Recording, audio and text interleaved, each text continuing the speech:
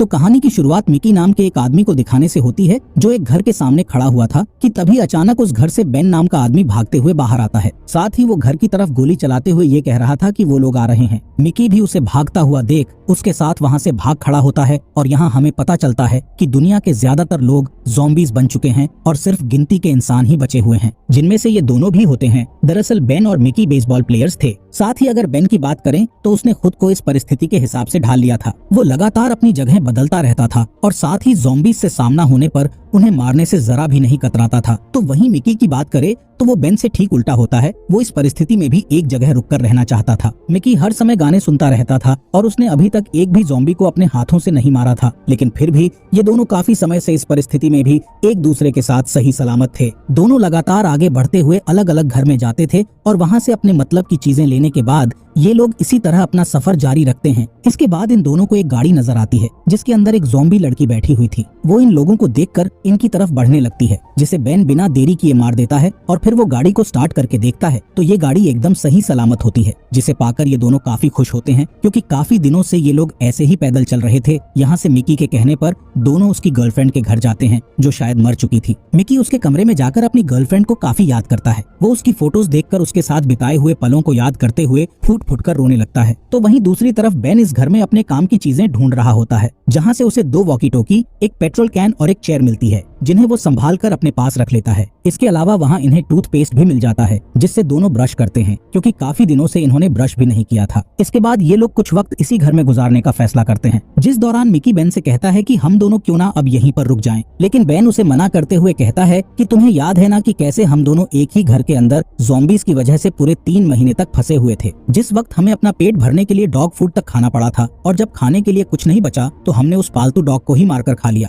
इसलिए मैं वही गलती दोबारा नहीं करूंगा। हमें आगे बढ़ते रहना चाहिए, तभी हम जिंदा रह पाएंगे। यहाँ मिकी को बेन की बात माननी पड़ती है, जिसके साथ ही ये लोग देखते हैं कि इनकी कार में सीट लंबा करके सोने की जगह भी है। इसलिए ये लोग इसी में आराम करने का फैसला करते हैं। जिसके बाद थोड़ा आगे बढ़ने के बाद दोनों एक जगह कुछ देर के लिए रुकते हैं, जहाँ बेन मिकी से कहता है कि तुम कुछ देर के लिए अपने हेडफोन्स को आराम दे दो। अगर तुम पर कोई ज़ॉम्बी अचानक से हमला करेगा तो तुम तो उसके आने की आवाज भी नहीं सुन पाओगे। यहाँ मिकी उसकी बात मानकर हेडफोन्स उतार देता है। जिसके बाद वो एक वॉकी टॉकी बैटरी डालकर चेक करता है तो उसमें एक दूसरी फ्रीक्वेंसी पर एक लड़का और लड़की आपस में बातें कर रहे थे, जिसमें से लड़की का नाम एनी होता है। यहाँ मिकी उन दोनों से बात करने की कोशिश करता है। मिकी कहता है कि हम 2 ही लोग हैं, इसलिए तुम हमें भी साथ ले लो। जिस पर वो आदमी बोलता है कि यहाँ पहले से ही काफी लोग मौजूद हैं, तो तुम्हारे लिए कोई जगह नहीं है। साथ ही वो मिकी से कहता है कि आज के बाद हमसे कांटेक्ट करने की बिल्कुल भी कोशिश मत करना। वो एनी को भी धमकाता है कि अगर तुमने इससे बात की तो मैं तुम्हारे साथ क्या करूंगा ये तुम सोच भी नहीं सकती। यहाँ मिकी अपनी इस बात के बारे में बेन से बताते हुए उससे कहता है कि वो आदमी कह रहा था कि वो लोग पहले से काफी ज्यादा हैं, मतलब कि वो आसपास किसी न किसी जगह जरूर रुके होंगे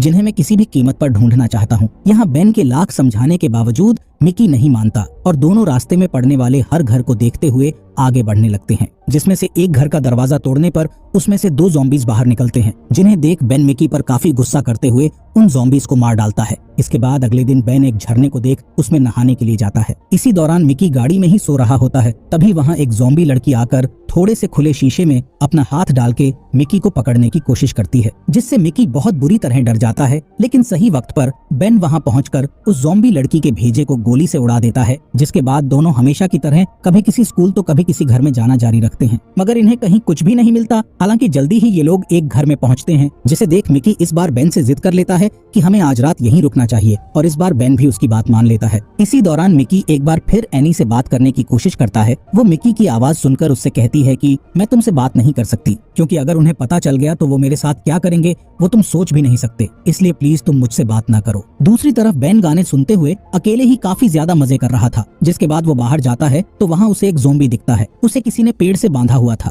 बेन उस ज़ॉम्बी से पहले कुछ देर बातें करता है और जब उसका मन भर जाता है तो वो उस ज़ॉम्बी को ले जाकर मिकी के कमरे में छोड़ देता है। यहाँ बेन ने बाहर से दरवाजा पकड़ा हुआ था ताकि मिकी उसे खोलकर बाहर ना निकल पाए। यहाँ कुछ देर बाद जब बेन दरवाजा खोलकर देखता है तो वो अपने सामने मिकी को उस ज़ॉम्बी के खून में रंगा हुआ पाता है, और उसे देख बेन हंसते हुए कहता है कि बधाई हो, तुमने आज अपना पहला ज़ॉम्बी का शिकार किया है। मतलब कि ये बेन का मजाक था, जिस पर मिकी एकदम से भड़क जाता आता है और वो बेन को मारने के बाद वहाँ से रोते हुए भाग जाता है, जिसे ऐसे जाते देख बेन भी उसके पीछे जाता है। जहाँ रोते हुए मिकी उससे एनी के बारे में शेयर करता है और कहता है कि उसने मुझसे बात करने से ही मना कर दिया है। इसके बाद अगले कुछ दिन ये दोनों इसी तरह घूमते हुए गुजारते हैं, जिस दौरान एक दिन इन्हें सड़क के बीचों बीच एक गाड़ी दिखाई देती है, जिसके बोनट पर हाथ रखकर देखने पर मिकी बेन से कहता है कि ये गाड़ी अभी भी गर्म है, मतलब कि कोई इसे चला रहा था और वो यहीं कहीं आसपास होना चाहिए। यहाँ बेन पहले उस गाड़ी से पेट्रोल निकालने की कोशिश करता है पर उसमें पेट्रोल नहीं होता। बेन आवाज देते हुए पूछता है कि ये गाड़ी किसकी है, मगर उसके सवाल का कोई भी जवाब नहीं देता। लेकिन इसी बीच वहाँ हम एक आदमी को देखते हैं जिसके पास चाकू थी और वो मिकी को चाकू की नोक पर पकड़कर बेन से उसकी गाड़ी की चाबी मांगता है, जिसे ऐसा करते देख बेन उसे समझाने की कोशिश करता है कि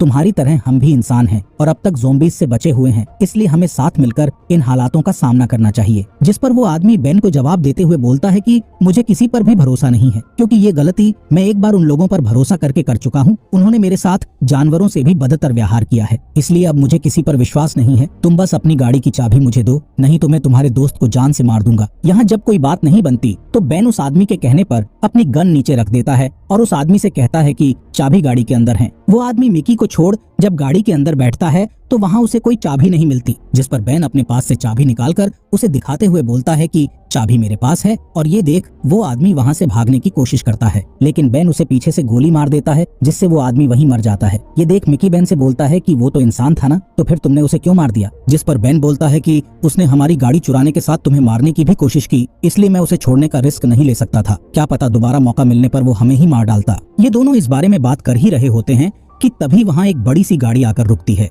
जिसकी तरफ बेन गन पॉइंट करके पूछता है कि तुम कौन हो? उस गाड़ी के अंदर से एक लड़की और एक आदमी बाहर निकलते हैं, जिनमें से आदमी के पास एक बड़ी गन थी। यहाँ वो लड़की इनसे सवाल करती है कि ये जो गाड़ी खड़ी है इसे एक आदमी चला रहा था, तो क्या तुमने उसे कहीं देखा है? इसके जवाब में बेन बोलता है कि उसने मेरे दोस्त को मारने की कोशिश की और साथ ही वो हमारी गाड़ी चुराना चाहता था, इसलिए मैंने उसे मार दिया। इस पर वो लड़की दोबारा सवाल करती है कि उसने क्या मरने से पहले तुम्हें कुछ बताया था? जिस पर बेन कहता है कि नहीं, उसने मुझे कुछ भी नहीं बताया। उसने बस इतना कहा कि कुछ लोगों ने उसके साथ धोखा किया है। ये सुनकर वो लड़की बोलती है कि ये गाड़ी उसने हम ही से चुराई थी, इसलिए हम उसका पीछा करते हुए यहाँ आ गए, लेकिन तुमने उसे मारकर काफी अच्छा किया। इतना कहने के बाद वो लड़की और आदमी वहाँ से जाने ही वाले होते हैं कि तभी मिकी उसे रोककर पूछता है कि तुम एनी हो ना? ये बात सुनकर वो लड़की कहती है कि तुम क्या बकवास कर रहे हो? इस पर मिकी कहता है कि मैंने तुमसे वॉकी टॉकी पर बात की है, इसलिए मैं तुम्हारी आवाज आराम से पहचान सकता हूँ। यहाँ हमें पता चलता है कि ये लड़की एनी ही है और जो आदमी उसके साथ था ये वही आदमी होता है जिससे बात करते हुए मिकी ने एनी को सुना था। एनी मिकी से बोलती है कि मैंने तुमको कितना समझाया था कि तुम मुझसे कांटेक्ट करने या मिलने की कोशिश मत करना, लेकिन तुम मेरी बात नहीं माने। यहाँ एनी तुरंत बेन के पैर पर गोली मार देती है और इसके बाद वो उसकी गाड़ी की चाबी लेकर वहीं झाड़ियों में फेंक देती है। एनी मिकी से कहती है कि मैं ये नहीं करना चाहती थी, लेकिन तुमने मुझे ये करने पर मजबूर किया है। इतना कहने के बाद वो उस आदमी के साथ गाड़ी में बैठकर वहाँ से चली जाती है। एनी के जाने के बाद मिकी कार की चाबी को ढूंढने की कोशिश करता है, पर अंधेरा होने तक उसे चाबी नहीं मिलती। साथ ही बेन के पैर में गोली लगी होने के कारण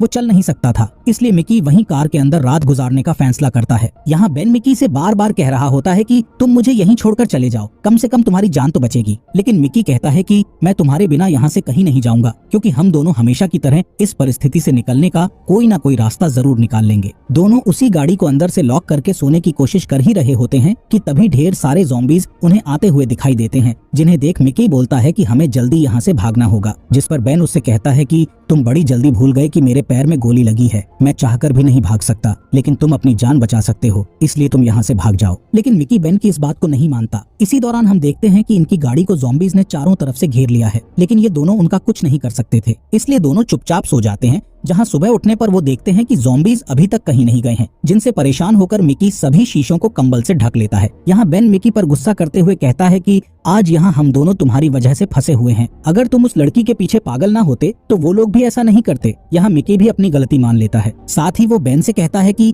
क्या तुम फिल्मों की तरह तार के जरिए गाड़ी चालू नहीं कर सकते, जैसे कि फिल्मों में होता है? इस पर बेन बोलता है कि ऐसा सिर्फ फिल्मों में ही अच्छा लगता है, क्योंकि अगर ऐसा करते वक्त कोई गलती हुई तो ये गाड़ी कभी भी स्टार्ट नहीं होगी, इसलिए तुम्हें वो चाबी ढूंढनी ही होगी। ये लोग 1-2 दिन इसी तरह गाड़ी के अंदर बिताते हैं, जिसकी वजह से इनका पानी भी खत्म हो रहा था। साथ ही ज़ॉम्बीज़ भी अब ज्यादा आ चुके थे, इसलिए मिकी प्लान बनाता है कि मैं सनरूफ से होकर गाड़ी से बाहर निकलकर चाबी ढूंढने के लिए जाऊंगा, तब तक तुम यही मेरा इंतजार करना। बेन मिकी से कहता है कि अगर तुम्हें चाबी ना मिले तो तुम वक्त रहते यहाँ से निकल जाना, मेरे लिए वापस मत आना। इस पर मिकी बोलता है कि तुम्हारे अलावा मेरा कोई नहीं है, इसलिए मैं वापस जरूर आऊंगा। इतना कहकर वो बाहर चला जाता है। इस दौरान थोड़ी देर बाद ही बेन को अकेलापन महसूस होने लगता है। वो काफी परेशान था कि मिकी अभी तक वापस क्यों नहीं आया, लेकिन उसके इंतजार के अलावा वो और कुछ नहीं कर सकता था। काफी देर हो जाने पर यहाँ एक पल के लिए बेन को लगता है कि शायद मिकी उसे छोड़कर चला गया, लेकिन उसी दौरान बेन को मिकी की आवाज सुनाई देती है और बेन तुरंत सनरूफ को उसके लिए खोल देता है, जिसे वापस देख बेन काफी खुश होता है। बेन उससे पूछता है कि क्या तुम्हें चाबी मिल गई। इस पर मिकी रोते हुए उसे अपना हाथ दिखाता है, जिस पर ज़ॉम्बी के काटने का निशान था। ये देख बेन के पैरों के नीचे से मानो जमीन खिसक जाती है और वो अपनी गन मिकी पर पॉइंट करके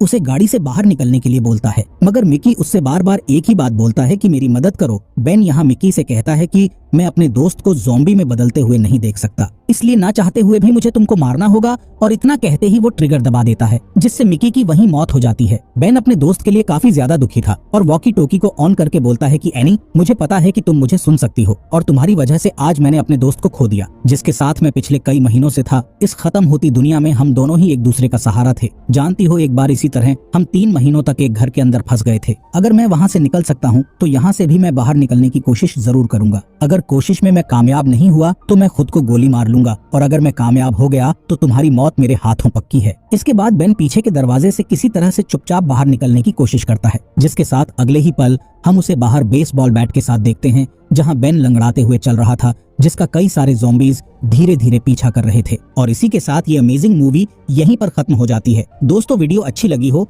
तो हमारे फॉक्स एक्सप्लेनर हिंदी चैनल को सब्सक्राइब करना मत